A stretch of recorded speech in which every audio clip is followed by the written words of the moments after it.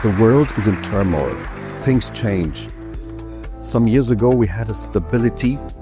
We could go for energy efficiency, electricity, and some things to try out.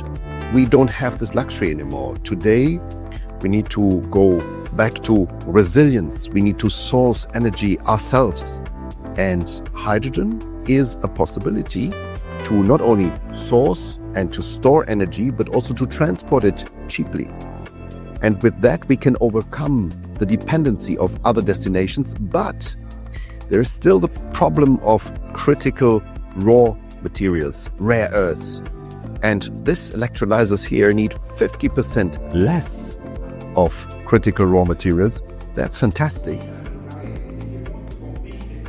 The business, what we're trying to achieve here is to reduce CO2 emissions and yet be able to produce fuels and to refine fuels and to make chemicals and make green steel. So it's all about how can we produce the things that we are used to, yet without CO2 emissions. And this is what Stargate is about. Like, we are a technology enabler, how to make chemicals, steel without CO2 emissions.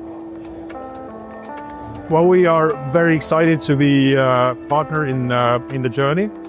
We think Stargate has set out to decrease the use of critical raw materials. That was the original intention, to design something new, a newer version of electrolysers, and it's great to see this happening. So I think that's the main value that the company can bring to the world. In the beginning of the company, when we started in 2021, 4 years ago, we were just 2 people operating in a small office belonging to one of our early investors. So we didn't even have our own office. And now we are 65 people, and we have this facility that we have here today, over 3,000 square meters of space. Of course, there are many challenges. So building hardware products, building physical products is extremely capital intensive. So you need to have good financing from the beginning in order to be able to realize your vision.